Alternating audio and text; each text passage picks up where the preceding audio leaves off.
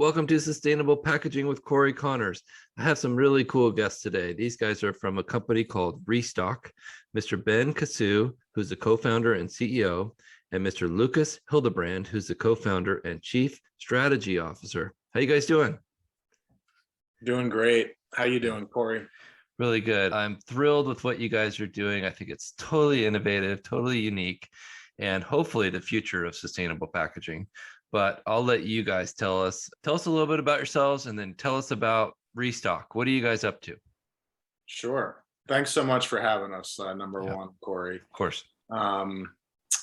I can tell you a little bit about myself, and we'll back into kind of the genesis of Restock. Definitely did not come from the packaging sector or pulp or paper. I was in the music industry for a number of years in the live event space, doing sponsorship and brand working with brands like Toyota, Kingston Technology, Monster Energy Drink, and so forth. But I also worked in the cannabis industry have worked in the cannabis industry for about 10, 11 years now. And it was kind of through that perspective that I started noticing some supply chain inefficiencies in the way that they were handling their waste material. And so looking at the waste from that industry and really dissecting what could be done better and what could be done more sustainably put us in a position to advance things on activating and valorizing that waste product. Great.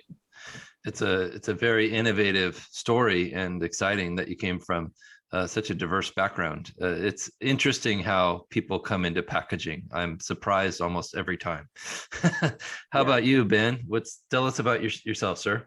Well, just to end his story, I'll never forget the time when Luke called me up and said, "What are we doing with all these stocks?" And it just sparked this idea of, and today, where we are is just so amazing from that one conversation. And yeah, I'm not a pulp or packaging guy either. Grew up in France and, was a theater kid and then moved into the film industry and into marketing and film producing, and eventually moved away with the first startup in the video medical space. And then, when we looked at, what the infrastructure was around non-wood and the opportunity around the agricultural residues at a global level, and especially with hemp, which, we have a strong heart in because that's where we came from. So exciting. And I think it takes also people from the outside sometimes to, not know the rules and be able to, pun intended, think outside the box.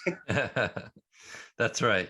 Now, my understanding of hemp is there's two kinds. There's the hemp for CBD, and then there's industrial hemp that's used for the fibers.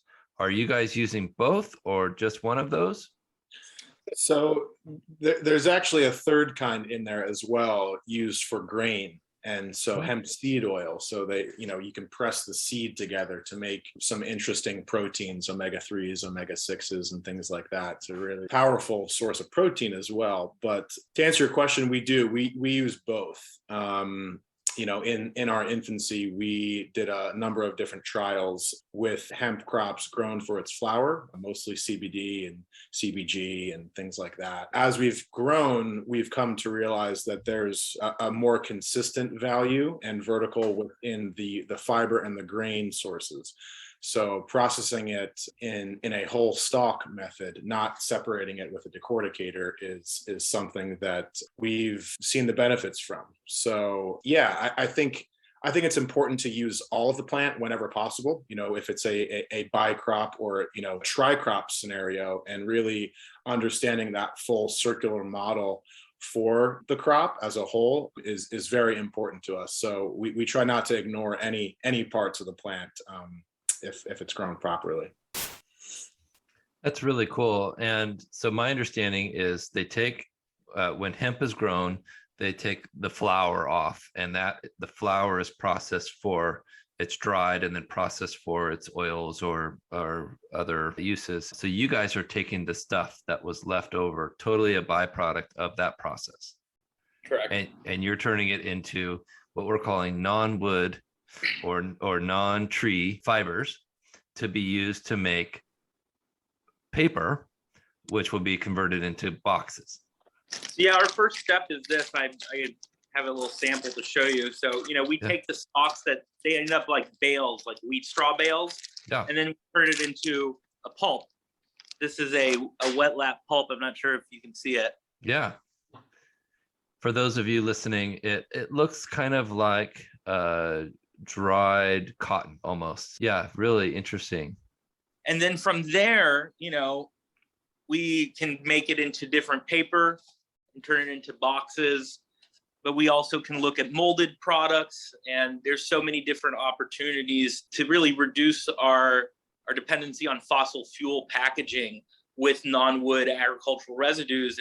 And hemp, specifically sequesters more carbon than other food crops. So there's a really opportunity also to integrate it in a rotation with our land, being really hurt from monoculture after all these decades. I hear a lot about regenerative farming, and it seems to be a very necessary part of our future of sustainability. Yeah, absolutely. And our full intention is to work with the existing farming community and the future farming community to really be stewards of the land and really support the land that they're growing. And so it's not our prerogative to tell them how to grow, but we certainly, whenever possible, will point them in a regenerative and organic method of growing, talking with groups and leaders in that space like the Rodale Institute, who have been fantastic in certifying and just educating the proper ways to grow and to, as Ben said, kind of move away from the mono phenomenon that has been the last several decades is very near and dear to us, and we hope to influence that. Can you tell the audience what monocrop means? I think I know what it means, but I'd like to know from the experts here. Sure. It's looking at crops like corn or like soy, there is no biodiversity there. When you're growing a crop like that, you're growing it for, thousands of acres. And that's not the way nature had intended. So there's a lot of downside to that. And the upside is certainly on the balance sheet and the profitability side. So it's understandable why a business would lean towards that way of operating. But, soil erosion and other, killing the insects and the crops that exist in between them is very harmful to the land over a decade-long run of growing corn, just time over time over time. So it depletes the soil quite a bit. Interesting. So it's kind of about changing up the crop after every season. Like, is that part of it? Yeah, definitely. That's definitely a huge part of it. I think that using hemp as a cover crop, and so integrating that with corn or with soy or miscanthus or any other food crop that is grown at scale, I think you can provide a better environment for the soil to thrive over a longer period of time. The Dust Bowl, and I don't want to give you a history lesson, but the Dust Bowl back in the day is a large byproduct of monocropping. And that was devastating to the areas affected by that at the time. So yeah, we hope to influence our supply chain and all of our network to move towards that. But yeah, we hope to see that. So tell us a little bit about your process. You're in California, which is a large grower of hemp and different cannabis related products. Are you sourcing locally and then processing locally, or do you have to import, or tell us about it? We're working at a pilot level right now with the focus to be producing about a few hundred tons annually. Until then, we're looking at building out a first mill that will be 100 tons a day in the Midwest. Yeah, so we're still doing some site selections, but we're focused on putting the first one there and trying to be central. A lot of different paper makers and different clients who are focused on that region.